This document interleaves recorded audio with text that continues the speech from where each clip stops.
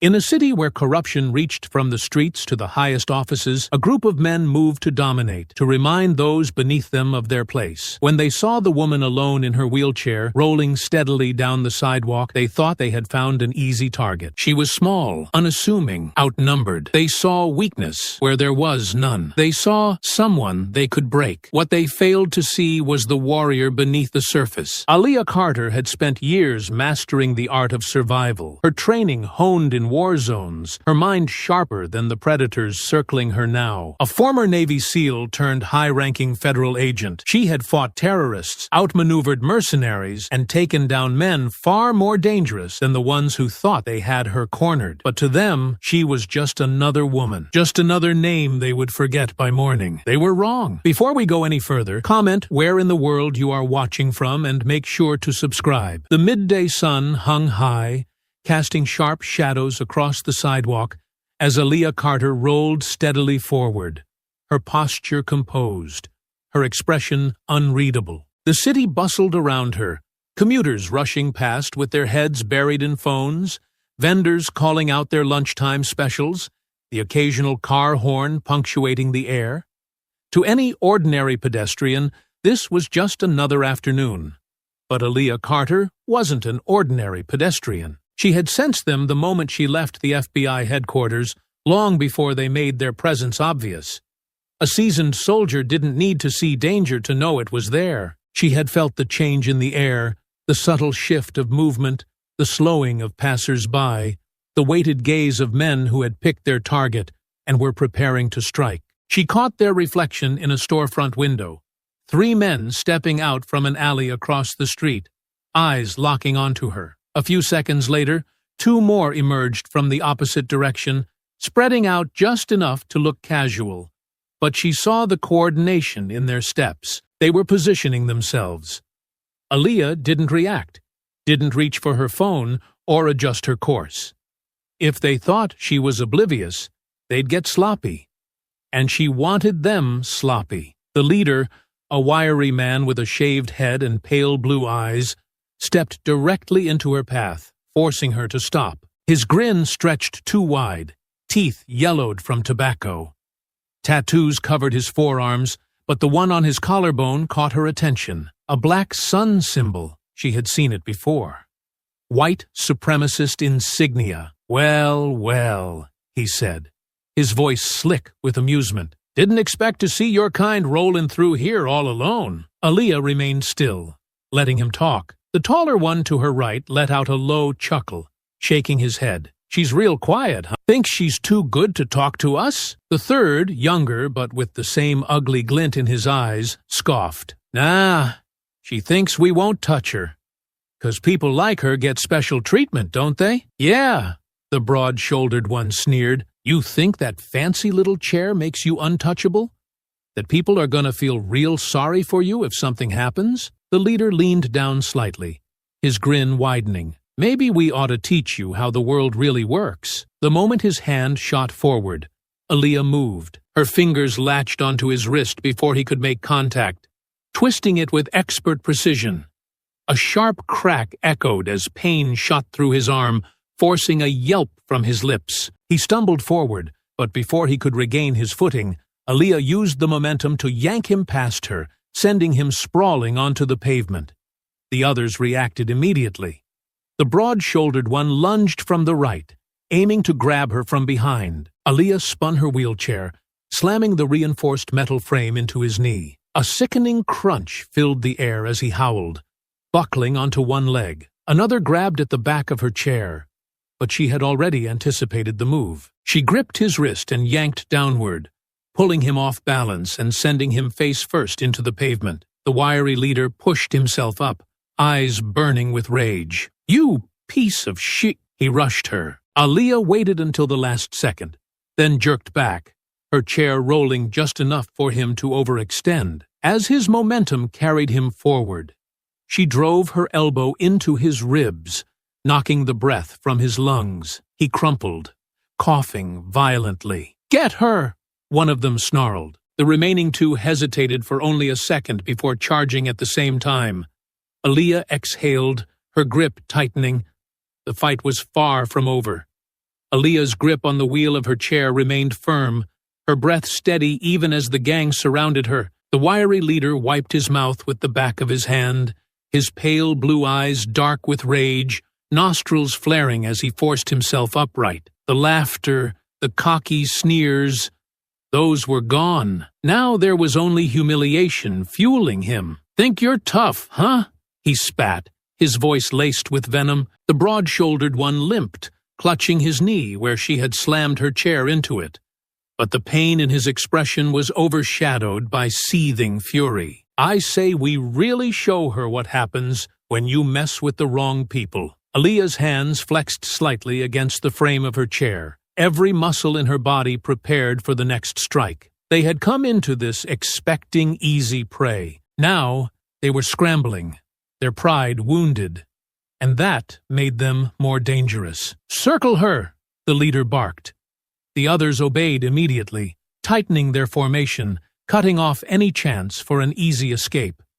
They were learning from their mistakes. Two of them moved behind her, trying to cut off her movement. The broad-shouldered one took her left side, still favoring his injured leg, but determined. The wiry leader stood in front, flexing his fingers as if testing how much pain he could ignore. Aaliyah's mind calculated every possibility. She wasn't about to let them control the fight. The younger one made the first move, rushing in from behind.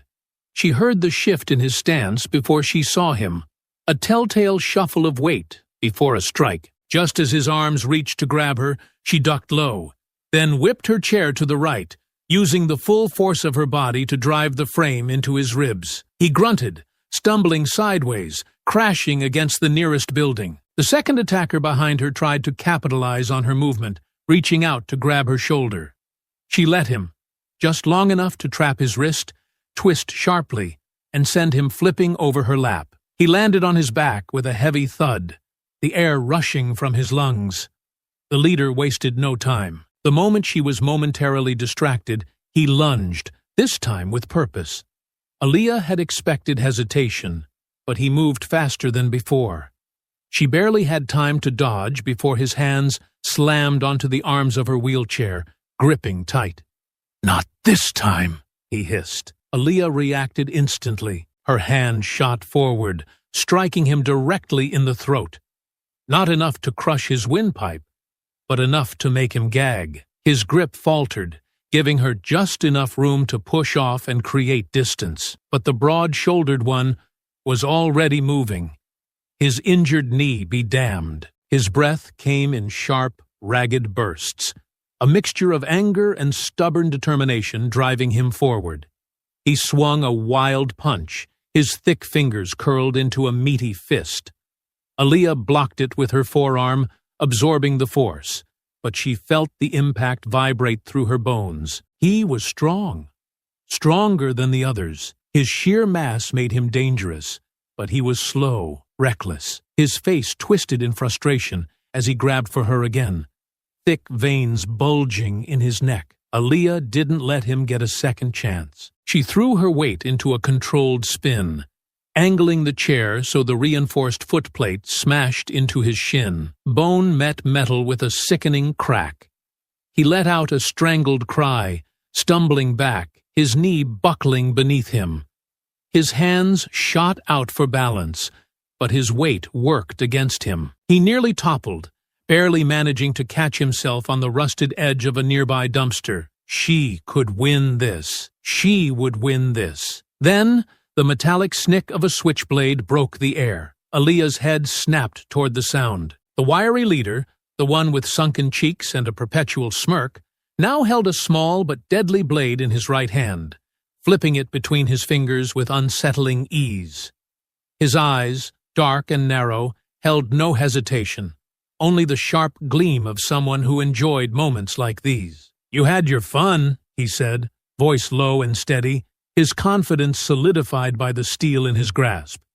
"Now let's see how tough you are when you're bleeding out." The others grinned, emboldened by the shift in advantage. The gangly one with the mismatched hoodie and frayed sneakers let out a breathy chuckle, his earlier hesitation vanishing behind a veneer of false bravado. The short one, the one with the scar along his jaw, cracked his knuckles, his grin widening as if he could already see how this would end. They thought the weapon had changed things. Aaliyah shifted slightly, calculating. If he thought a knife would make her hesitate, he was dead wrong. The broad-shouldered one sneered, his mouth curling around a bitter laugh as he steadied himself. He glanced at the leader, wiping a streak of sweat from his brow. Just got her already. The youngest of them, the one still catching his breath, hesitated. His brown eyes darted between Aaliyah and the knife, something unspoken flickering behind them. He took a half-step back. He wasn't ready for this to go further. Aaliyah took the brief pause to prepare. She tightened her grip, her mind already working through her next move. If they thought she was trapped, they were about to learn just how wrong they were. The leader advanced first, blade glinting under the sunlight, as he feinted toward her left side before striking fast toward her right. Aaliyah didn't fall for the fake out. She reacted the instant his weight shifted, jerking her wheelchair back just enough for the blade to miss by a fraction of an inch. His arm was now extended, open, vulnerable. Aaliyah snatched his wrist before he could retract, twisting violently. The knife clattered to the ground. He howled, his body following the force of her motion, and she used his momentum to slam him face first into the pavement. His cheek scraped against the rough concrete, a streak of red left in its wake. The others froze. For the first time, uncertainty crept into their expressions. He groaned, dazed. The broad-shouldered one moved next. Aaliyah ducked his first strike, then countered with a swift elbow to his solar plexus.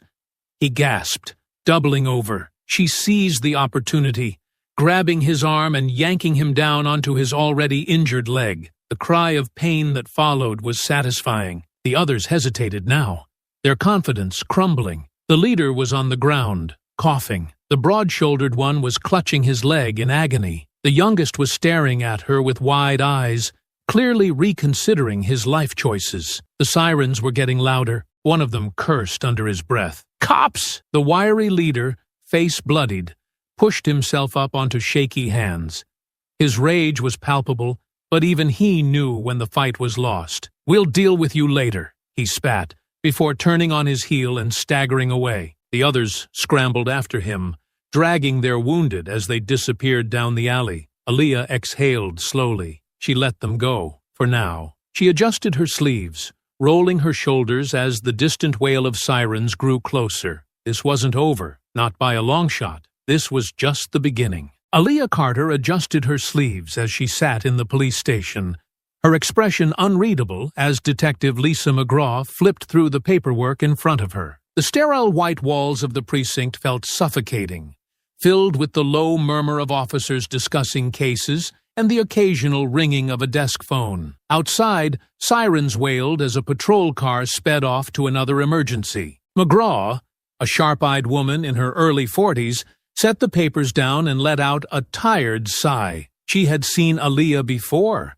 not in this context, but at government briefings where FBI intelligence intersected with local law enforcement. She knew who Aaliyah really was, but right now, the lieutenant wasn't sitting in her official capacity. Right now, she was just another civilian reporting a crime. 5 of them jumped you in broad daylight, and you put 2 in the hospital? McGraw's lips twitched slightly, somewhere between disbelief and admiration. That's a hell of a story, Carter. Aaliyah kept her tone measured, her posture relaxed. Not a story, a report. McGraw exhaled sharply, leaning back in her chair. The officers on scene took statements from bystanders. Security footage backs up your version of events, and medical responders confirmed one of them has a broken kneecap. She flipped a page idly. But I'm guessing you didn't come here expecting us to solve this for you. Aaliyah met her gaze, unwavering. I don't believe this was a random attack. McGraw arched a brow. They didn't take your wallet, didn't steal your phone, didn't run until they realized they were losing. So yeah, I'd say that tracks. She paused. You want to tell me what you think this was? Aaliyah tapped a finger lightly on the table, considering her words. These men weren't just some street punks looking to make trouble. They were organized, coordinated, and they didn't just pick me at random. They were waiting for someone like me. McGraw frowned, flipping back to the description of the gang members. "Do you recognize any of them?" Aaliyah hesitated for only a second before answering. "Not their faces." "But their insignia." She leaned forward, lowering her voice slightly. "One of them had a black sun tattoo." McGraw's jaw tightened. That was all the confirmation Aaliyah needed. McGraw tapped a pen against the desk, her mind visibly piecing things together. "We've had scattered reports of groups like that operating in this city. Not big enough to make national headlines, but enough to stir up trouble in certain neighborhoods. Harassment, intimidation, sometimes worse. But they're smart. They don't wear uniforms, don't march in the streets. They blend in, and if you're right about them targeting you specifically," she exhaled through her nose, "they didn't know who you were, did they?" "No," Aaliyah's voice was firm. "If they had, they wouldn't have walked away." McGraw considered this for a long moment before finally nodding. "All right, I'll have my officers look into their known associates, see what sticks. But we both know it's not going to be that easy." Aaliyah knew exactly what she meant. These men weren't just street thugs. They had backing, resources, people covering for them. A few arrests wouldn't dismantle whatever they were building. "I'll handle it from here," Aaliyah said, already pushing away from the desk. McGraw sighed, rubbing her temples. "I figured you'd say that. Just don't do anything that forces me to clean up after you." Aaliyah didn't promise anything. Back in her apartment, she sat at her desk, fingers gliding across her laptop keyboard as she pulled up a secured connection. The official police reports would take time to process, but she wasn't about to wait on bureaucracy. She navigated through a series of encrypted files, cross-referencing known extremist activity with gang-related incidents in the city. The black sun tattoo wasn't just a generic hate symbol. It was an indicator of deeper connections. It wasn't just a gang sign. It was a recruitment mark. Her eyes narrowed as she found a pattern. Several incidents of harassment and violent attacks in predominantly black neighborhoods, all suspiciously underreported, all following the same tactics she had just encountered. And then there were the missing persons reports. Names that didn't make the news, but whose disappearances aligned too closely with known gang activity. This wasn't just about intimidation, it was about control. Aaliyah reached for her phone and scrolled through her contacts until she found the one she needed, Marcus Reynolds. She pressed the call button. It rang twice before a voice picked up, deep and smooth, with the kind of calm that only came from years of seeing combat. "Didn't expect a call so soon," Marcus said. "Something tells me this isn't a social check-in." Aaliyah's fingers drummed lightly against the desk. "I got jumped today. 5 men, coordinated. They didn't know who I was, but they knew who they were looking for." Silence. A fraction too long. Then Marcus exhaled. "You all right?" "Bruised, not broken," she replied. "But that's not the problem. They weren't just a gang. They were testing something, pushing boundaries, seeing how far they can go before someone stops them." Marcus didn't respond immediately, but Aaliyah knew he was already processing the information. "Black Sun?" he asked finally. "One of them had the tattoo," she confirmed. Marcus cursed under his breath. "That's not small time.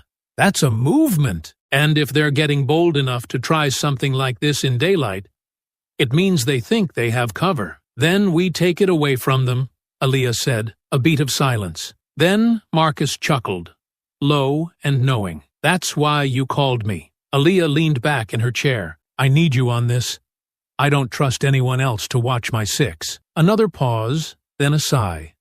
"All right, I'm in. Where do we start?" She glanced at her screen, the reports, the patterns forming right in front of her. "We find out who's protecting them." The night air was thick with humidity, clinging to the city streets like an unseen weight. Aaliyah Carter sat in the passenger seat of a nondescript black SUV, eyes locked onto the dimly lit warehouse across the street. The building was in a neglected part of the city, the kind of place where no one asked questions, where business was conducted in the shadows, and where bodies disappeared without a trace. Beside her, Marcus Reynolds adjusted the lens of a high-powered camera, his face partially illuminated by the glow of his laptop screen. His fingers moved deftly over the keys, switching between surveillance feeds he had tapped into. The warehouse had no exterior security cameras, but Marcus had found a workaround. Hacking into a nearby traffic light control panel had given him limited but useful visuals. "They're moving product," Marcus murmured, zooming in on a group of men unloading crates from the back of a blacked-out van. "That doesn't look like drugs. Too organized. Too careful." Aaliyah adjusted her earpiece, shifting slightly in her seat. "Weapons? Could be. Could also be something worse." Marcus clicked a few keys, enhancing the grainy image on his screen. "We won't know for sure unless we get closer." Aaliyah exhaled, watching as a tall figure emerged from the shadows of the warehouse entrance. Derek D. Rock Mason. She recognized him immediately. He had the stance of a man who thought he was untouchable, shoulders squared, expression unreadable, his movements casual but full of authority. Mason wasn't just a street thug. He had connections. He had power. And the fact that he was out here personally overseeing whatever was happening meant this was more than just routine business. Then, another figure stepped into view, and Aaliyah felt her stomach tighten. The man was different from the others. He wasn't dressed like a gang member. He wasn't one of the muscle-bound enforcers hauling crates. He was older, his salt and pepper hair neatly combed, his posture stiff with the kind of confidence that came from knowing he didn't belong in a place like this, but also knowing that no one here would dare question his presence. Marcus muttered a curse under his breath, his hands freezing over his keyboard. "That's not just some buyer." Aaliyah studied the man carefully.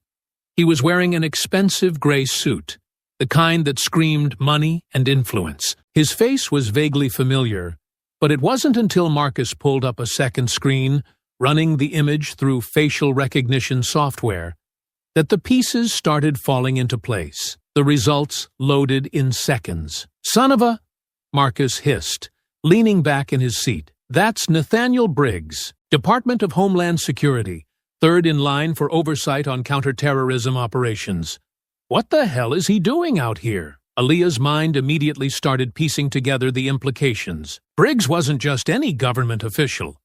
He was someone with access to sensitive intelligence, someone who had the ability to classify or declassify information at will. If he was here, meeting with Mason, it meant one thing: this wasn't just a gang operation.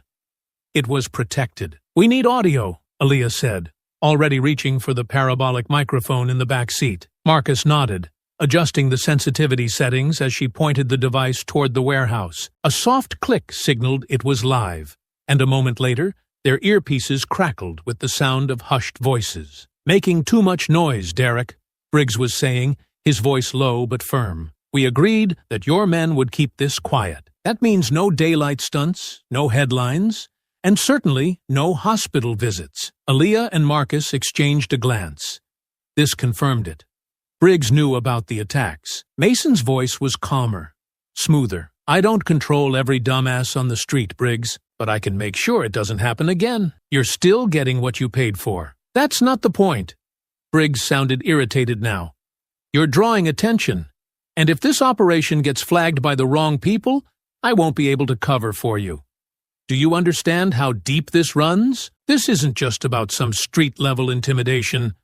We have bigger objectives, and if you screw this up, you're done. We both are." Aaliyah narrowed her eyes. "Bigger objectives." Marcus tapped his fingers against the laptop, his eyes scanning the audio levels. "They're working on something larger. This isn't just about scaring people into submission." Mason exhaled sharply. "Relax.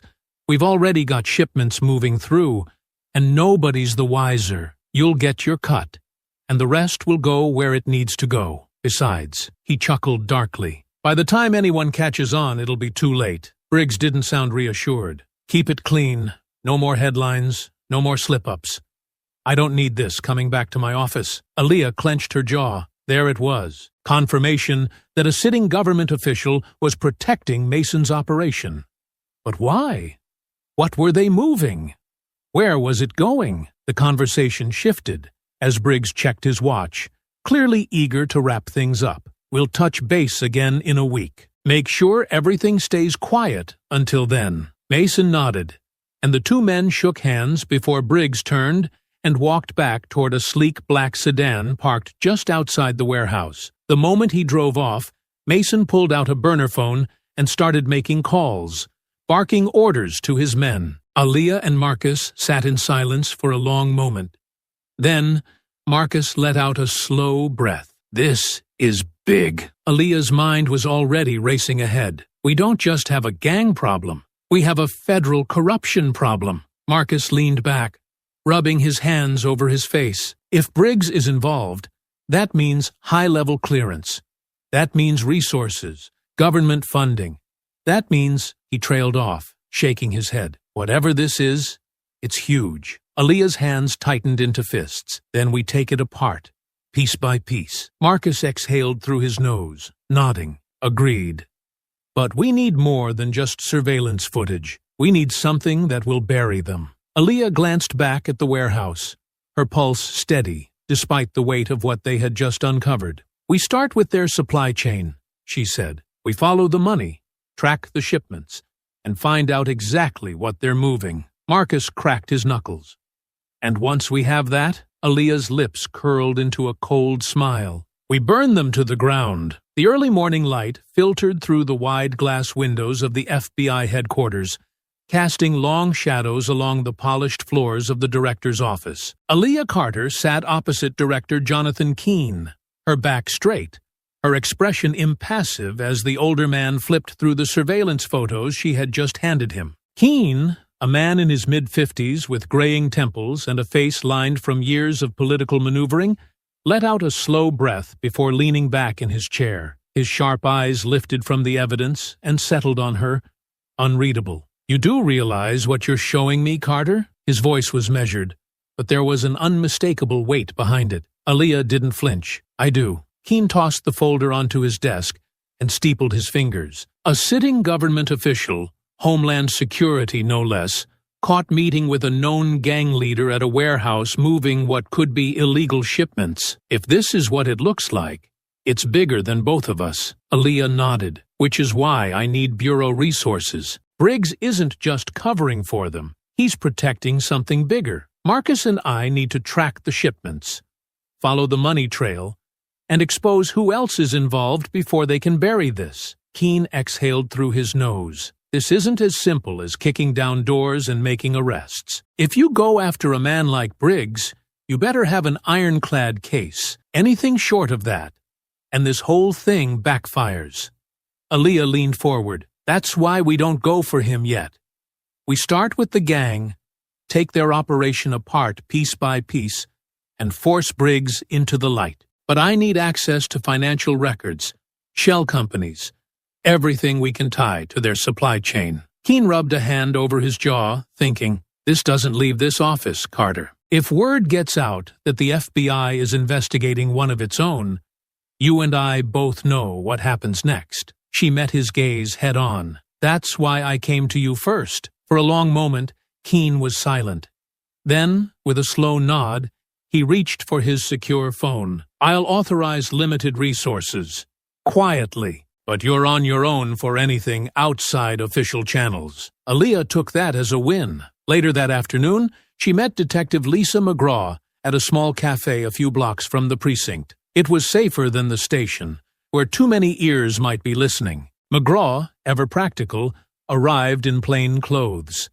Jeans, a leather jacket, and her service weapon concealed at her hip. She slid into the booth opposite Aaliyah, ordering a black coffee before turning her full attention to the case files on the table. You weren't kidding, McGraw muttered, flipping through the images of Derek Mason's operation.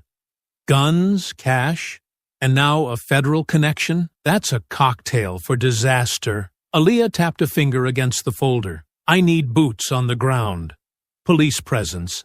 Eyes on Mason's key players. I have FBI support, but not enough to make a move yet. We need evidence tying the gang directly to Briggs before we pull him in. McGraw let out a quiet laugh, shaking her head. You're asking for backup while half my department is already on their payroll. That's risky, Carter. Aaliyah arched a brow. Are you on their payroll? McGraw snorted. If I was, I wouldn't be here. She closed the folder, exhaling. I can give you a few men. People I trust. But the moment this heats up, you can bet Mason's gonna find out. And when he does, he won't run. He'll push back. Aaliyah expected nothing less. Then we push harder. McGraw studied her for a moment, then smirked. You really don't back down, do you? Aaliyah's lips barely lifted. Not when I know I'm right. Across town, in a darkened warehouse filled with the low hum of activity, Derek Mason paced the floor, his expression tense. He had received the news an hour ago. Someone had been watching the drop last night. Not just someone, her, Aaliyah Carter. He clenched his jaw as his second-in-command, Leon Rourke, leaned against a crate of unmarked weapons. She's not just any target, D-Rock. She's a problem. If we don't shut her down, this whole operation gets exposed. Mason glared at him. You think I don't know that? That's why we're not waiting for her to come to us. We set the terms. Rourke's eyes narrowed. You sure that's a good idea? We don't even know how deep she's dug. Mason grabbed a nearby crowbar and slammed it against a wooden crate, the force making the room flinch. She's the one who doesn't know how deep this goes. She thinks she's playing detective, but she doesn't realize she's already lost. He turned toward his crew, his voice dangerously low. We don't run. We control. We set a trap, make her feel like she's got the upper hand, then we shut her down. Permanently. Rourke hesitated. Briggs won't like it if we make too much noise. Mason smirked. Briggs doesn't have to know. A moment of silence passed before Rourke nodded. All right. What's the plan? Mason's smirk widened. She wants to follow the money? Fine. Let's give her something to follow. That night, as Aaliyah sat in her apartment, poring over financial documents, an alert pinged on her screen. A flagged transaction. A new shipment being moved. It was exactly what she was looking for, but she didn't know yet. Mason wanted her to find it. She had taken the first step into his trap. The coordinates led them to an industrial lot on the outskirts of the city, where forgotten warehouses lined cracked asphalt roads, their rusted metal siding bearing the scars of years of neglect. The night was thick with silence, save for the distant hum of the highway and the occasional drip of leaking pipes echoing in the dark. Aaliyah sat in the passenger seat of Marcus's SUV, her eyes scanning the area ahead as she double-checked the flagged transaction on her laptop. According to the financial trail, a large sum of money had been wired from an anonymous offshore account to a logistics company registered under one of Mason's known aliases. That company had, in turn, paid for the delivery of unspecified agricultural equipment to this location. But there were no tractors here, no farming supplies, just empty structures, graffiti-tagged walls, and too many places for someone to hide. Marcus sat beside her, his hands resting on the wheel, his gaze sharp as he surveyed their surroundings. He didn't need to say it. He felt it too. Something was off. You see any movement? Aaliyah asked, keeping her voice low. Marcus adjusted the night vision binoculars, sweeping over the lot. Nothing obvious. No guards, no spotters. Either they think nobody's looking, or they want us to walk in. Aaliyah nodded slowly, closing her laptop. We do this smart. No direct entry. We scout first, then decide how deep we go. Marcus smirked. Scouting was always your thing. I was more of a kick the door in and improvise kind of guy. Aaliyah arched a brow. That's why you had twice as many concussions as the rest of the squad. He chuckled under his breath. Fair point. They moved carefully, slipping out of the vehicle under the cover of darkness. Marcus took point, his sidearm drawn, while Aaliyah maneuvered with precise control, keeping to the shadows. Years of training made their approach seamless, silent, methodical. When they reached the warehouse's side entrance, Marcus tested the handle. It wasn't locked. Aaliyah frowned. That's never a good sign. Marcus pulled the door open just enough to peek inside. The space beyond was empty. Too empty. No crates, no supplies, just a single work light dangling from the ceiling, casting eerie shadows across the concrete floor. Aaliyah felt the hairs on the back of her neck rise. We need to pull back. Before Marcus could respond, the first gunshot rang out. The bullet struck the metal siding just inches from his shoulder, sending a shower of sparks into the darkness. Instinct took over.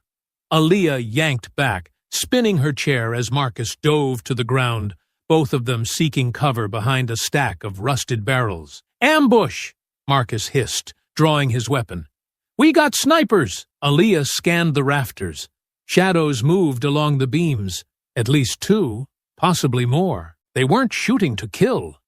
Not yet. They were trying to pin them down. A voice echoed through the warehouse, slow and mocking. "You should have stayed out of this, Mason." Aaliyah's grip tightened around the armrest of her chair. "You're getting sloppy, Mason," she called back, keeping her tone even. "If this was supposed to be a trap, you should have sprung it faster." Mason laughed. "Oh, don't worry. It's just getting started." Aaliyah caught movement to the right. 3 men advancing from the shadows, weapons drawn. Mason's crew. Marcus took the first shot, his bullet striking the nearest man in the shoulder. The thug let out a strangled yell, dropping his gun as he collapsed. The second one returned fire, but Aaliyah had already repositioned, staying low as the bullet struck the concrete just behind her. She moved fast, using the cover to her advantage. The modified frame of her chair gave her mobility most people never expected, allowing her to shift direction at angles that threw off their aim. She reached into her vest, pulling out a compact taser. The second gunman never saw her coming. As he moved in closer, she spun sharply, driving the electrodes into his side. The crackling surge of electricity sent him convulsing to the ground. The third man hesitated. Aaliyah took the opening. With a sharp jerk, she knocked his weapon aside and followed up with an elbow strike to the throat. He gasped, staggering back. Marcus fired again, taking out the last remaining attacker with a clean shot to the leg. The man crumpled, clutching the wound. Mason was already retreating. Aaliyah caught sight of him ducking through a side exit, his voice barking orders into a phone. "He's running," Marcus growled. "Let him," Aaliyah said, chest rising and falling with controlled breaths. "He just told us everything we needed to know." Marcus exhaled sharply. "That wasn't just a hit squad. He knew we were coming." Aaliyah nodded, which means someone tipped him off. They had a leak. Marcus's expression darkened. "We're gonna need to rethink our whole approach.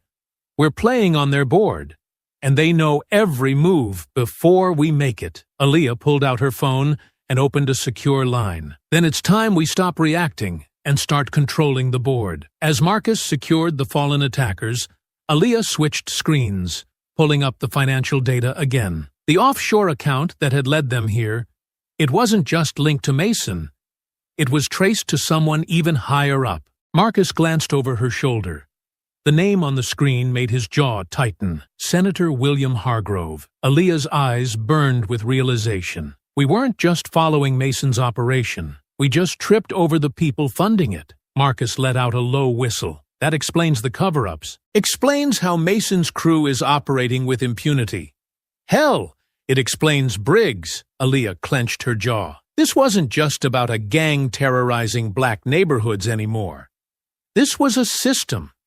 An infrastructure designed to empower and protect them while ensuring their victims never saw justice. Mason had led them into a trap, but in doing so, he had exposed something even bigger. Aaliyah looked up from the screen, her voice steady. "We take them apart, one piece at a time, from the bottom all the way to the top." Marcus smirked. "Now you're speaking my language." The safe house was quiet, except for the occasional creak of the old floorboards beneath Marcus's boots. The warehouse ambush had forced them to relocate quickly, ensuring no one could track them back to Aaliyah's apartment. Now, inside a small, secured rental property on the city's outskirts, they had a moment to breathe, but not to rest. Aaliyah sat at the worn wooden table, staring at the scattered documents, photos, and open laptop in front of her. The blue glow from the screen illuminated the sharp angles of her face,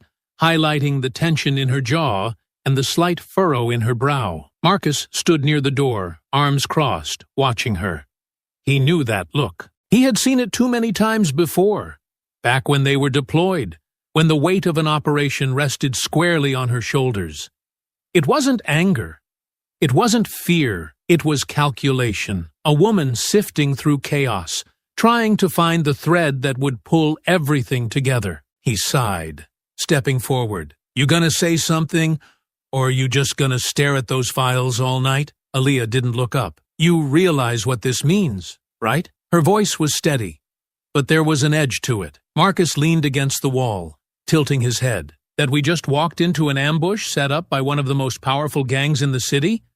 That they knew we were coming, meaning someone inside law enforcement tipped them off? That we now have proof this entire operation is being backed by a sitting U.S. senator? He let out a low chuckle. Yeah, Carter, I'm well aware of what this means. She finally looked up at him, her dark eyes locked onto his with an intensity that had nothing to do with frustration and everything to do with exhaustion. No, Marcus, it means we're in a war. We can't win. The words sat heavy between them, an admission neither of them wanted to say out loud. Aaliyah exhaled, rubbing her temples. You know how this goes. We're not just dealing with street-level criminals anymore. Mason is just a cog in the machine. If we go after him, we don't just get pushback from his people. We get pushback from the people protecting him. Briggs, Hargrove, and God knows who else. She gestured at the laptop screen. They have money, power, influence. If we push too hard, this whole thing gets buried. We get buried. And nothing changes. Marcus studied her for a long moment before pulling out a chair and dropping into it. He leaned forward, resting his forearms on the table, and let out a slow breath. You're right. We can't beat them their way. She looked at him, waiting. But that's the thing, Marcus continued, his voice measured. We're not here to fight them on their terms. We're not here to play by their rules. He tapped a finger against one of the photos, one of Mason shaking hands with Briggs. This right here. This is leverage. They think they can shut this down before it ever reaches the surface. But what they don't get, what they never get, is that people like us don't just quit. Aaliyah scoffed, shaking her head. You sound real optimistic for a man who just dodged a sniper bullet. Marcus grinned, but it was sharp, serious. Nah, I just remember who we are. He sat back slightly, folding his arms. They want to intimidate us. They want us to be scared. But Carter, look at what just happened. Mason went out of his way to set up a trap for you. That tells me one thing. She arched a brow. And what's that? Marcus smirked. You scare the hell out of them. Aaliyah let out a breath, leaning back in her chair. She wanted to dismiss it, to tell him that intimidation wasn't enough to win this fight. But she knew he wasn't wrong. Mason had panicked. Briggs had been forced to step out of the shadows, and now, with Hargrove's name tied to the operation, they had a path, one that could take them all the way to the top. It wasn't about overpowering them. It was about exposing them. Marcus leaned forward again, his tone softer now. Listen, I get it. We're up against people who don't play fair, who have connections we can't even see yet. But we've already done something they didn't expect. He gestured at the evidence scattered across the table. We pulled them out of hiding. And now, they're reacting. They're making mistakes. Aaliyah let his words sink in. For the first time since the ambush, she allowed herself to acknowledge what they had truly uncovered. They had proof that this wasn't just about Mason's gang. They had traced the money, linked it to a U.S. senator, and confirmed that a DHS official was actively covering for them. That wasn't just a local scandal. That was national. And if they played this right, if they gathered enough undeniable proof, this wouldn't be a battle in the shadows. It would be a reckoning in the light. She inhaled deeply, nodding slowly. All right. Marcus raised a brow. All right, what? She gave him a knowing look. All right. Let's burn their entire system to the ground. A slow grin spread across Marcus's face. Now, that's the Carter I remember. Aaliyah pushed back from the table, already switching gears. First step. We need another way in. We can't rely on official channels anymore. If there's a leak, it could be anywhere. So we go independent. We dig into Hargrove's financials, his connections, his donors, find out how deep this goes before we make a move. Marcus nodded, already pulling out his laptop. "And what about Mason?" Aaliyah's expression turned steely. "We hit his operation. We force him to make a mistake. And when he does, we'll be ready." Marcus cracked his knuckles. "Now that's a plan I can get behind." The weight that had settled over Aaliyah's chest earlier had lessened, replaced by something stronger: resolve. The war had just begun, but for the first time, she wasn't just fighting against something. She was fighting to win. The industrial docks stretched out before them, the air thick with the scent of salt and oil. Towering stacks of shipping containers cast long shadows under the harsh glow of floodlights. The port of Belmont was one of the city's busiest cargo hubs, a place where legitimate business blurred seamlessly with underground operations. Tonight, it was about to become the site of Mason's first real loss. Aaliyah adjusted the earpiece connected to Marcus, who was stationed in a blacked-out van parked 2 blocks away, monitoring surveillance feeds from a hacked security network. The two of them had spent the past 72 hours identifying and tracking Mason's supply lines, pinpointing key distribution points, and feeding the gang carefully fabricated intelligence. Now, the bait was set. "Eyes on the target," Marcus's voice came through, smooth and steady. 2 black SUVs just pulled up near Warehouse 17. 5 guys so far. No sign of Mason yet. Aaliyah, perched on a rooftop overlooking the dock, peered through her binoculars. The men below moved with purpose, unlocking the warehouse's massive steel doors. Inside, she knew, was supposed to be a fresh shipment, except there wasn't one. She and Marcus had made sure of that. Instead, the crates inside were filled with nothing but scrap metal and junk, planted to look like a botched delivery. Enough to make Mason's crew panic, enough to make them act without thinking. "They're moving inside," Aaliyah murmured. "Any sign of law enforcement?" "McGraw's people are staged 2 blocks over, waiting on your signal. If this goes right, we don't just disrupt Mason's operation, we cripple it." Aaliyah smirked. "Then let's make some noise." She pulled out a small remote detonator and pressed the trigger. A loud bang erupted from the far side of the dock as an old abandoned fuel drum exploded into a fireball. It wasn't strong enough to do real damage, but it was enough to send the gang into a frenzy. "Shit!" one of the men below shouted, pulling his gun. "Go! Move! Find out what the hell that was!" Another barked. They scattered, weapons drawn, searching for an enemy that wasn't there. Marcus's voice cut in. "And just like that, they're playing right into our hands." Aaliyah didn't respond. She was already moving. She maneuvered down the fire escape swiftly, rolling onto the pavement with practiced precision. Keeping to the shadows, she made her way toward the warehouse's open doors. Inside, 2 of Mason's men were frantically pulling back the tarp covering the crates, expecting weapons and contraband, only to find worthless metal scraps. "What the fuck is this?" one of them growled, kicking the crate in frustration.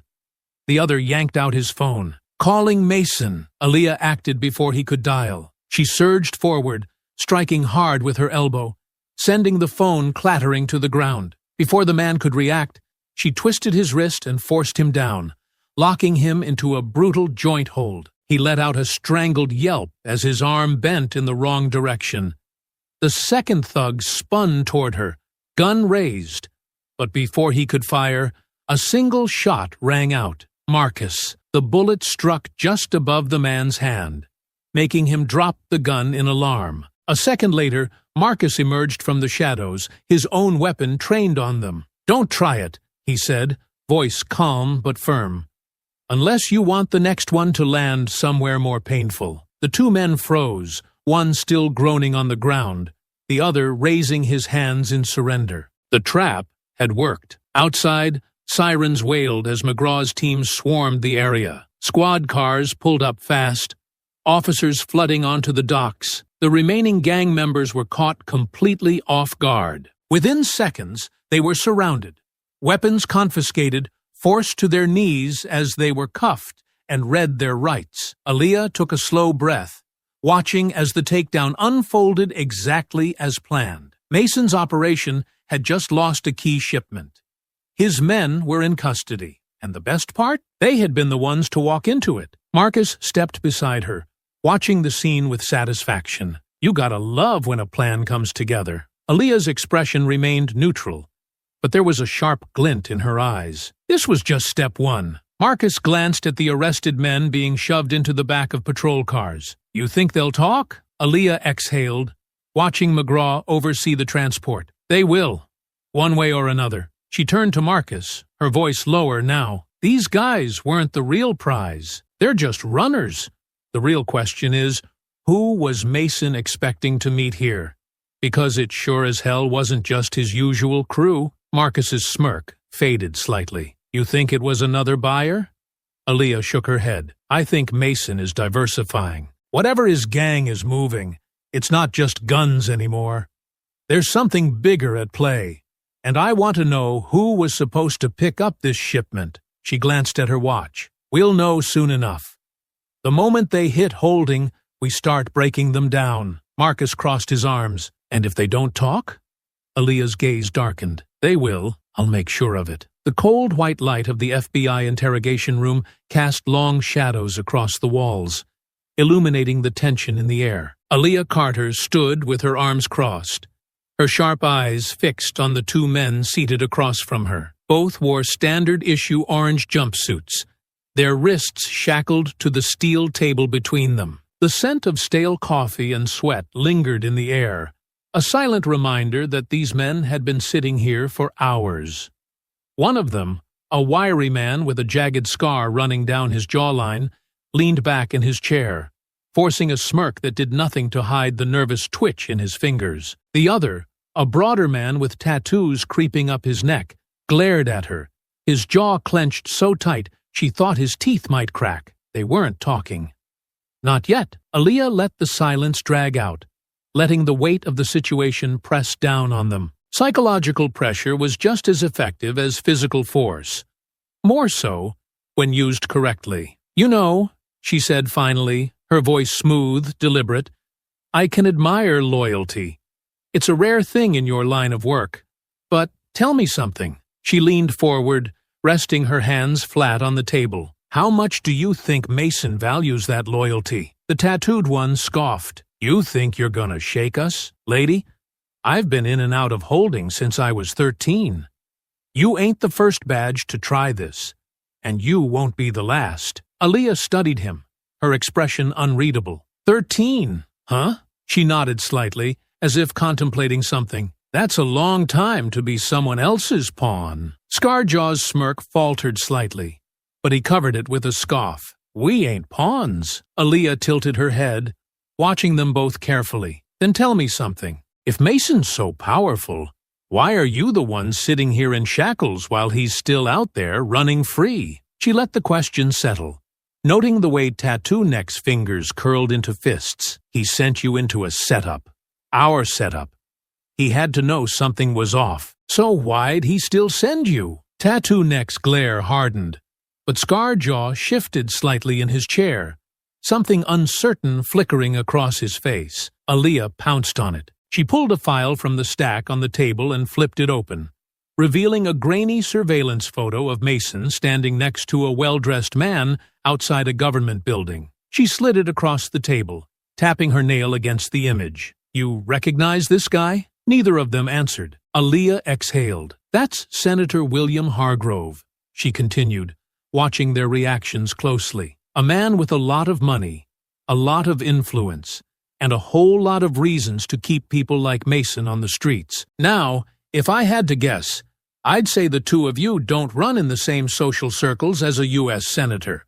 So what exactly does Mason have that a man like Hargrove wants? Tattoo Neck tensed, but Scarjaw, he made the mistake of looking at the photo just a little too long. His smirk faded entirely now, replaced by something close to realization. Aaliyah leaned in. You think Mason's protecting you? Her voice was low, controlled. You think he's sitting somewhere trying to figure out how to get you out of here? She shook her head. He's not. He's already moved on. Because you were never important, Tattoo Neck scowled. Shut the hell up. Am I wrong? Aaliyah pressed. He had you running a job you weren't prepared for, and now he's left you to take the fall. Meanwhile, he's out there making real moves. Because you're just a distraction. Scarjaw swallowed hard. Shifting again, she kept going. You ever wonder why Mason's been expanding so fast? Why he suddenly has money to burn? He's not just running guns anymore. He's part of something bigger. And guess what? You're not in on it. You're not trusted enough to know what's really going on. You're just an errand boy. Tattoo Neck slammed his fists onto the table, rattling the metal. You don't know shit. Aaliyah didn't even flinch. She just smiled. Scarjaw, though, he was breaking. His shoulders were too tense, his jaw tight, as his mind ran through possibilities. She saw the doubt forming, the cracks appearing. She pushed harder. You know what's gonna happen to you? She asked, her voice soft, almost pitying. Hargrove has a team of lawyers that could make murder charges disappear overnight. Mason?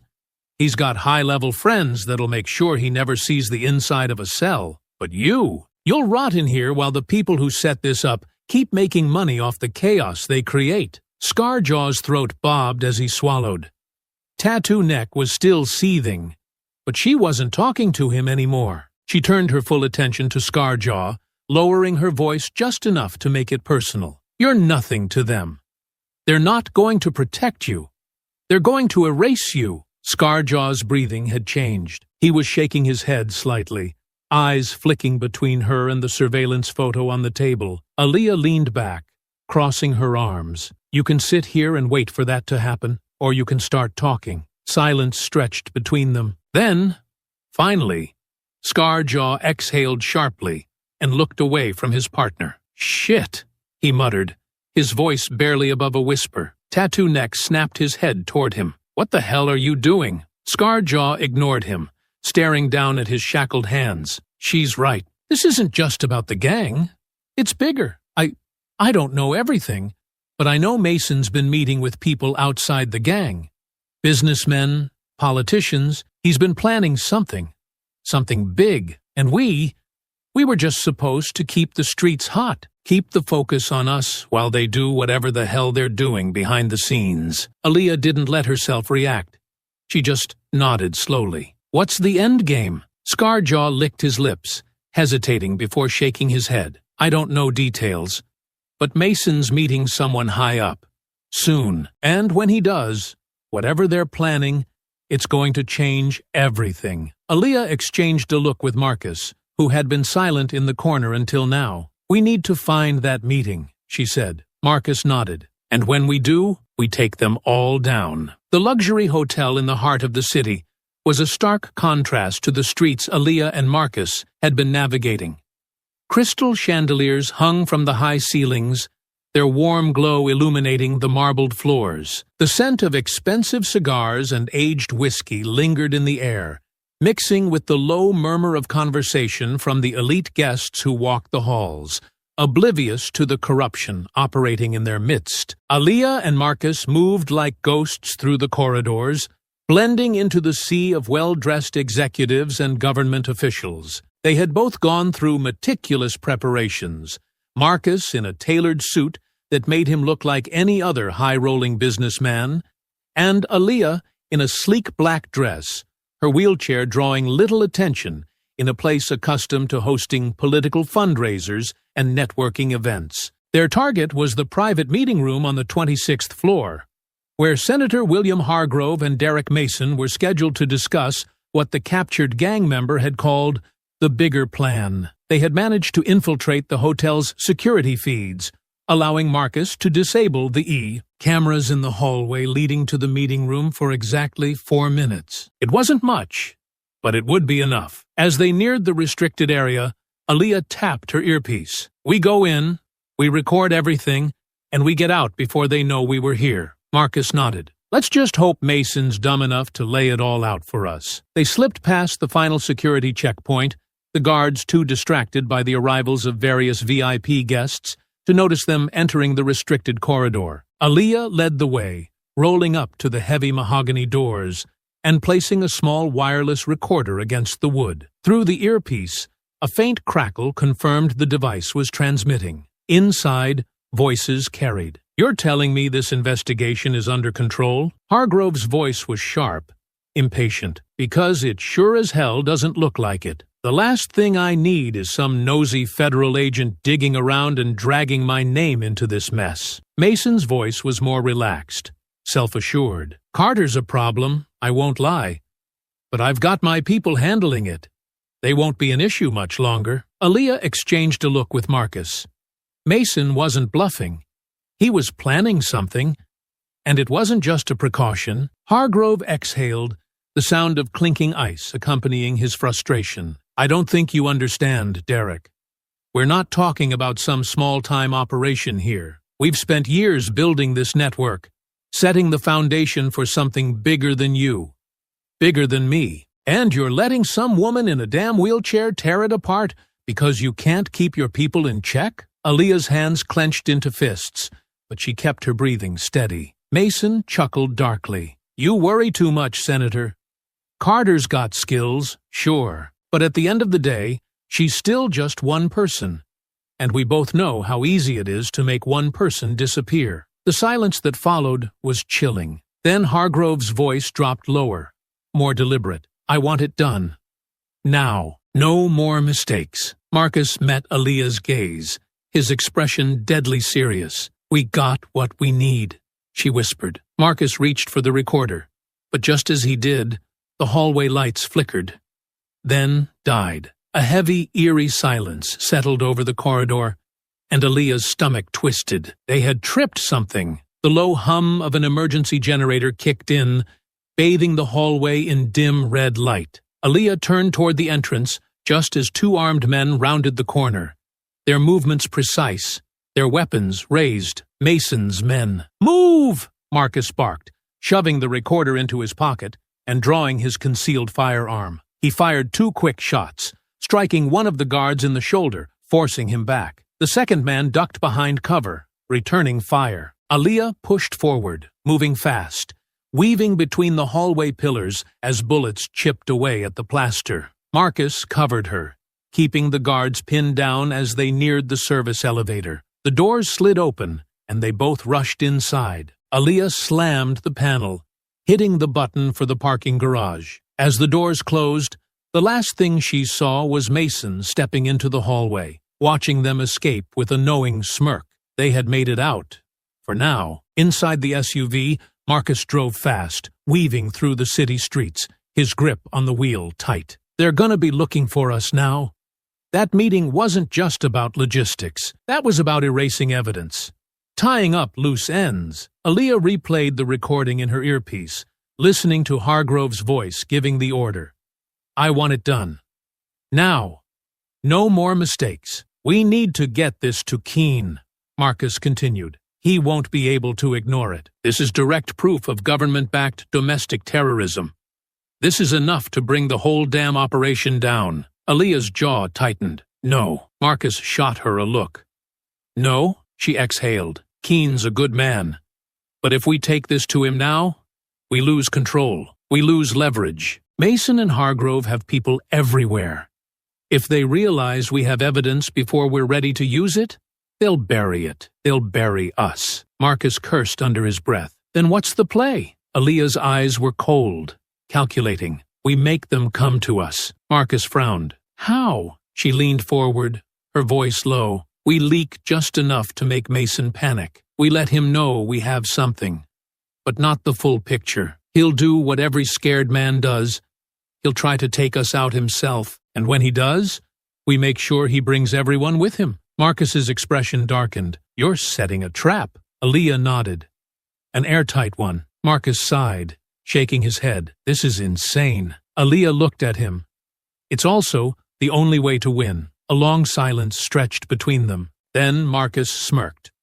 All right, let's set the bait. The warehouse sat on the outskirts of the city, a rusting skeleton of metal and concrete, long abandoned by legitimate business. Its massive interior was shrouded in darkness, the air thick with dust, and the lingering scent of oil and decay. Aaliyah and Marcus had spent the last 12 hours turning it into a battlefield, a place where Mason and his men would come expecting an easy execution, but would instead find themselves in a war they could not win. Aaliyah adjusted the earpiece, her voice low as she checked in with Marcus. "Cameras are live.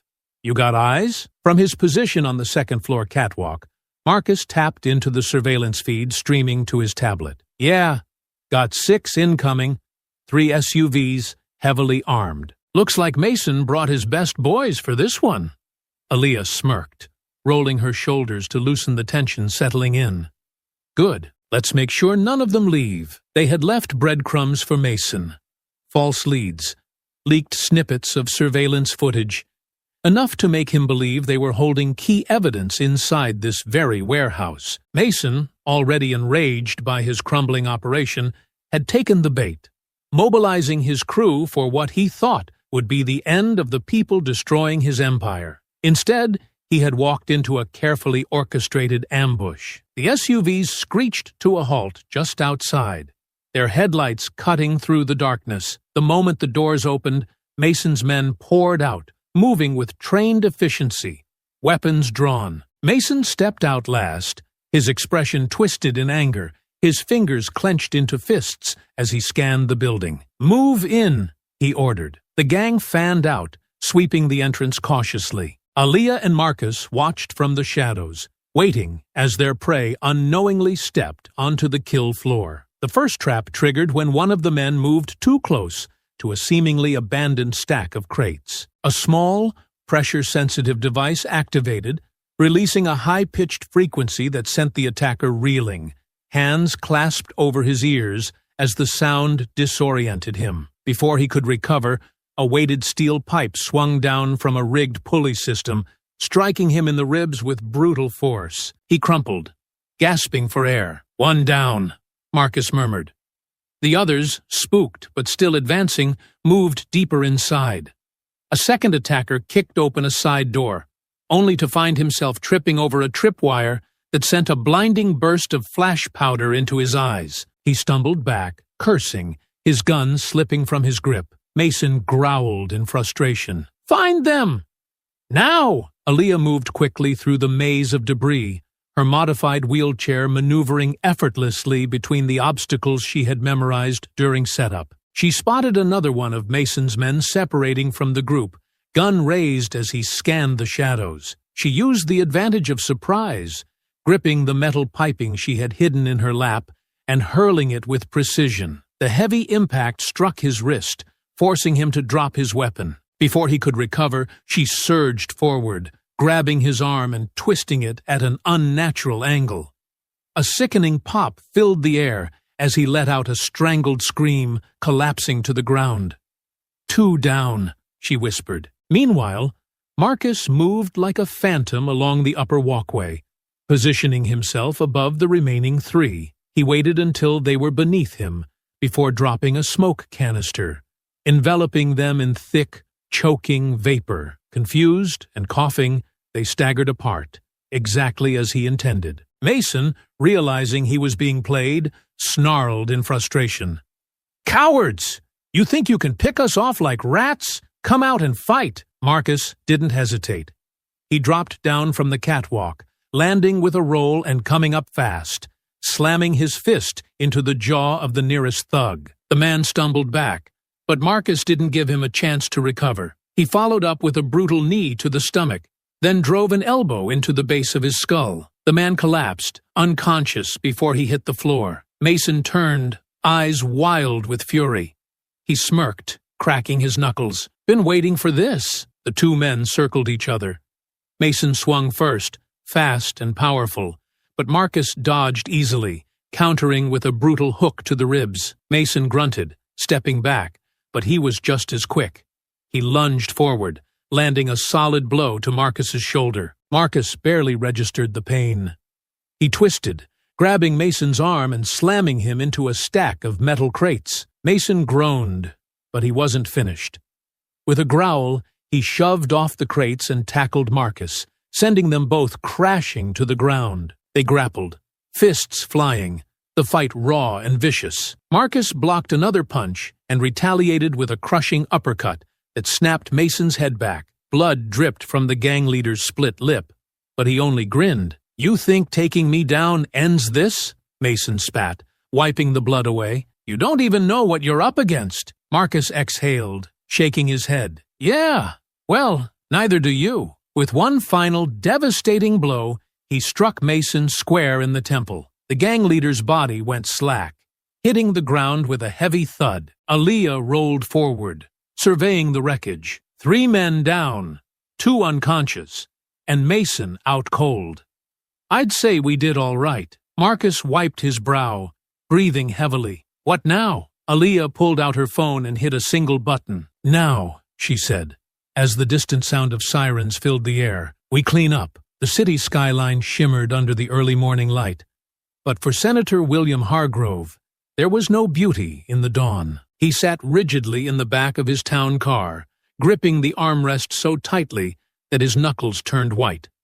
His driver had been given strict orders: take the private route to the airfield, avoid main roads, and don't stop for anything. His mind raced as he scrolled through the news on his phone. It was already happening. Reports of a massive gang takedown at the docks, multiple high-profile arrests, the exposure of a domestic terror ring with links to law enforcement, government officials, and corporate backers. He felt the walls closing in. His carefully crafted empire, one built through manipulation, money, and fear, was crumbling before his eyes. He clicked off his phone and turned to his driver. How much longer? The man didn't answer. Instead, he stiffened slightly, as if suddenly aware of something outside his control. Hargrove's instincts kicked in, but it was too late. A pair of black SUVs cut off the road ahead, their tinted windows masking the faces of the men inside. A moment later, flashing blue and red lights flooded the interior of his car. The wail of sirens followed. Hargrove cursed, reaching for the door handle, but before he could react, the driver's side window shattered. A tactical team moved in fast, yanking the driver out before turning their weapons on Hargrove. The back door swung open. Aaliyah Carter sat just outside, arms crossed, watching as the once powerful senator was pulled from his car like any other common criminal. Hargrove barely masked his outrage. This is insanity! I am a United States senator. Do you have any idea what you're doing? Aaliyah exhaled, letting the moment settle. Yeah, she said finally, voice calm. I'm bringing you in. Hargrove turned toward the lead FBI agent, a mixture of desperation and arrogance flashing in his eyes. You know who I am, he growled. You know who I work for. This is a mistake. Do not do this. The agent remained impassive, unfazed by his threats. William Hargrove, you're under arrest for conspiracy to commit domestic terrorism, money laundering, and obstruction of justice. You have the right to remain silent. Don't you dare recite my rights to me, Hargrove snapped, his face reddening. I have lawyers. I have power. You can't do this to me. Aaliyah smirked. Looks like we just did. The agents shoved him toward a waiting car, the senator still barking threats as he was forced inside. Aaliyah turned away, exhaling as she felt a weight lift from her shoulders. One down. Across the city, at a maximum security holding facility, Derek Mason sat in an interrogation room, shackled to the table. His knuckles were bruised, his lips split from the fight at the warehouse, but the defiance in his eyes remained. A guard stood at the door while Marcus leaned against the wall, arms folded. Aaliyah sat across from Mason, her gaze level, unmoved by the bravado still lingering in his expression. You really think this ends with me? Mason muttered, voice thick with contempt. You really think you won? Aaliyah studied him for a long moment before shaking her head. No, she said, voice even. I don't think I won. I know I did. Mason smirked. But there was something forced about it. You don't get it. You cut off a few heads, but the body still lives. There'll be another crew. Another Hargrove. You didn't stop a damn thing. Aaliyah leaned forward. Maybe not. She shrugged. But I stopped you. Mason's jaw tightened. Do you know how many of your people flipped? She continued. Once we took you in, once they realized you weren't getting out, the rats started jumping ship fast. We got names, accounts, bank transfers. We got enough to burn your entire network to the ground. Mason's smirk wavered. just slightly. Aaliyah tilted her head. And Hargrove? He's done. Whatever protection you thought you had is gone. No one's coming for you, Mason. No one's going to save you. The silence that followed was thick, suffocating. Mason's nostrils flared as his fingers curled into fists. His last card had always been his connections, his untouchability. Without that, he was nothing. He moved suddenly, fast for a man in shackles. With a growl, he lunged toward Aaliyah, his chair scraping against the floor. But Marcus was faster. With a single motion, he grabbed Mason by the collar and slammed him back against the chair, forcing him down with a heavy grip on his shoulder. Mason grunted, his breath ragged, his body tense with rage. Marcus smirked. Now that was pathetic. Mason's breathing was uneven, his shoulders rising and falling with pure frustration. He had no power left, no control. Aaliyah stood, adjusting her jacket. Enjoy prison, Mason. She leaned in slightly, voice quiet but sharp. You earned it. She turned, walking out of the room without looking back. Hours later, the final pieces were falling into place. The FBI had made sweeping arrests across the city. Police officers on Mason's payroll, businessmen who had laundered his money, corrupt politicians who had shielded him. The web of crime that had festered beneath the surface for years had finally been exposed. Aaliyah sat on a bench outside the courthouse, watching as reporters swarmed the entrance, cameras flashing as Hargrove's legal team attempted to push through the crowd. She could hear the news anchors speaking into their microphones. One of the biggest domestic terrorism cases in U.S. history, a senator indicted, an entire criminal network dismantled. Marcus approached, 2 cups of coffee in hand. He handed one to her before sitting beside her. You see the news? He asked. Aaliyah nodded, sipping her coffee. I saw. He chuckled. I gotta admit, it's satisfying watching those bastards squirm. She exhaled. Yeah, it is. They sat in silence for a moment, watching the chaos unfold in the distance. Then Marcus glanced at her. So, what now? Aaliyah smirked slightly. Now, we make sure they stay down. Marcus grinned.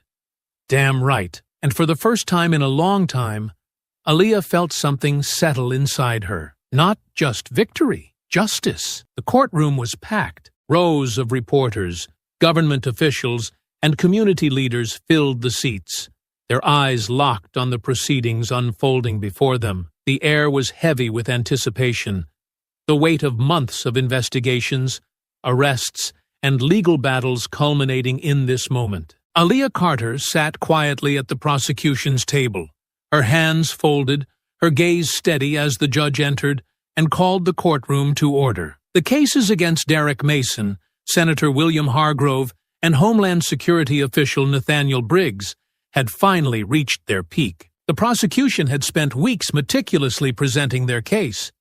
Every piece of evidence, financial records, wiretaps, testimonies from flipped associates, had been laid bare, painting a damning picture of corruption, organized crime, and domestic terrorism. The walls these men had hidden behind for years had been torn down, brick by brick, leaving them exposed for what they truly were. Mason sat at the defense table, shackled, his once arrogant demeanor replaced by something colder. He knew there was no way out. He had seen his lieutenants take plea deals one by one, flipping on him to save themselves. His organization had collapsed, his empire dismantled. He was alone now, a king without a throne. Briggs sat beside his attorney, the once proud government official reduced to a desperate man fighting for a plea bargain. His entire career, his influence, his carefully curated reputation, obliterated. But the real spectacle was William Hargrove. The senator, once a symbol of power and privilege, was now a disgraced politician, his name smeared across headlines, his crimes dissected in primetime broadcasts. He had spent the entire trial attempting to intimidate, to manipulate, to wrangle some last-minute political favor. But nothing had worked. This was the moment he had never anticipated. The moment where his money, his connections, and his name meant nothing. The judge cleared his throat, lifting the sentencing documents. The court finds the defendants, Derek Mason, Nathaniel Briggs, and William Hargrove, guilty on all counts, including conspiracy to commit domestic terrorism, racketeering, money laundering, and obstruction of justice. A hushed gasp rippled through the courtroom. The gavel struck once, final and absolute. Aaliyah exhaled slowly. Mason leaned forward, his voice low, furious. "You think this means anything?" His shackles rattled as he clenched his fists. "You think locking me up changes anything? There'll be others. People like me don't just disappear." Aaliyah met his gaze without flinching. "You're right. People like you don't disappear. That's why we make them." Mason bared his teeth in frustration as the guards moved in, pulling him from his seat. He struggled, yanking against their hold. But it was useless. Hargrove was next. He stood, his expression unreadable. But the moment his eyes met Aaliyah's, she saw it. The quiet rage, the disbelief, the unwillingness to accept his downfall. "You should have taken the money, Carter," he said bitterly, shaking his head. "You could have had power." "You could have had anything," Aaliyah smirked. "I already have something. It's called justice." Hargrove's lip curled in disgust as the guards led him away, his fate sealed. Nathaniel Briggs barely fought back. The moment the sentence was handed down, he simply slumped in his chair, defeated. The courtroom doors swung open as the convicted men were escorted out, their legacies reduced to nothing more than footnotes in history. Examples of power unchecked, greed exposed, and corruption dismantled. The moment the final gavel strike echoed, Aaliyah closed her eyes for a brief second, letting the victory settle in her bones. It was over. Not just the fight, not just the case, but the idea that these men were untouchable. They weren't. And now the world knew it. Outside the courthouse, the press swarmed the steps. Cameras flashed. Reporters fired off questions. Microphones extended toward Aaliyah as she exited the building. "Lieutenant Carter, what do you have to say about today's verdict? Do you think this conviction will have a lasting impact? What's next for you?" Aaliyah held up a hand, silencing the crowd for a moment. Her voice was steady, her presence commanding. "Today, justice was served," she said firmly. "But this isn't just about one trial, one conviction, or one takedown. This is about sending a message. Nobody is above the law. No matter how much power they think they have, no matter how many people they think they control, the days of hiding in the shadows are over." She let her words settle before turning toward Marcus, who stood beside her, arms crossed, watching the chaos with a satisfied smirk. "Let's get out of here," she muttered. He chuckled. "Thought you'd never ask." As they pushed through the crowd, leaving the courthouse behind, Aaliyah felt something deep within her shift. This wasn't just a case won. This was a battle won for the people who had suffered in silence for too long. Justice had been delivered, and she wasn't done yet. The night was quiet. The city stretched out before them in a sea of dim lights and distant sirens. From their vantage point on the rooftop of an old industrial building, Aaliyah Carter and Marcus Reynolds watched as life below moved on, oblivious to the battles fought in the shadows, to the war that had just ended in a courtroom, and to the silent victories won that would never make the news. Aaliyah took a slow breath, the cool air filling her lungs as she rested her hands against the armrests of her wheelchair. The past few weeks had been a whirlwind. Arrests, trials, testimonies, and ultimately, convictions. Mason was gone, locked away in a maximum security prison, where he would spend the rest of his days regretting every choice that had led him to this point. Briggs, stripped of his position and influence, had taken a plea deal, but he would never see another day in a government office. Hargrove had fought to the bitter end, but his name was now synonymous with treason. His career destroyed, his future reduced to nothing but a prison cell. Justice had been served. The system had worked.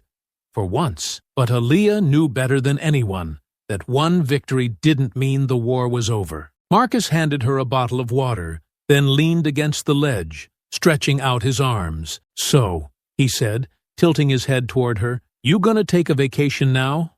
Or are you gonna drive me crazy looking for the next fight? Aaliyah chuckled under her breath, twisting the cap off the bottle before taking a sip. Do I look like someone who takes vacations? Marcus smirked. Didn't think so. Figured I'd ask anyway. She set the bottle down and glanced at him. This fight isn't over, Marcus. We took down Mason, we exposed Hargrove, but we both know there are more like them out there. More people funding operations like this. More people using their power to destroy lives. If we stop now, everything we did was just a drop in the ocean. Marcus exhaled, rubbing a hand over his beard. Yeah, I was afraid you were going to say that. Aaliyah turned her gaze back to the city. I can't walk away from this. You could, Marcus pointed out. Nobody would blame you. You've done more than most people ever will. He gestured toward the skyline. Look at what you just pulled off, Carter. A U.S. senator, a federal official, a criminal syndicate, all exposed. You didn't just win. You set a precedent. You made them afraid. Aaliyah nodded slowly, her fingers tightening around the armrest of her chair. And now, we have to keep them afraid. Marcus studied her for a long moment before nodding. So, what's next? She inhaled deeply, letting the weight of the question settle over her. We keep moving. We keep digging. Hargrove was a symptom, not the disease. If there's one corrupt official funding hate groups and gangs, there are others. If Mason was willing to build an army for the right price, there are others. We hit them before they regroup, before they get smarter. Marcus's smirk returned, slower this time, more knowing. And by we, I'm assuming you mean me too, huh? Aaliyah tilted her head slightly. You in? Marcus laughed. Of course I'm in. Someone's got to keep your stubborn ass alive. She smiled slightly before turning her attention back to the streets below. Then we start tomorrow. Marcus groaned, shaking his head. I knew you were going to say that. They stood there in silence for a while, watching the city breathe, both of them knowing that what they had done would send shockwaves for years to come. The world had changed, even if the people below didn't realize it yet. Aaliyah had never sought recognition, never wanted fame or headlines. She wasn't a hero, not in the way the public liked to paint them. She was a soldier, a strategist, a woman who had been underestimated one too many times, and that was what made her dangerous. The powerful had never feared people like her, until now. She turned toward Marcus, her voice steady, resolute. We're not done. Marcus exhaled, shaking his head with a grin. Yeah, I figured. Aaliyah looked out at the city one last time.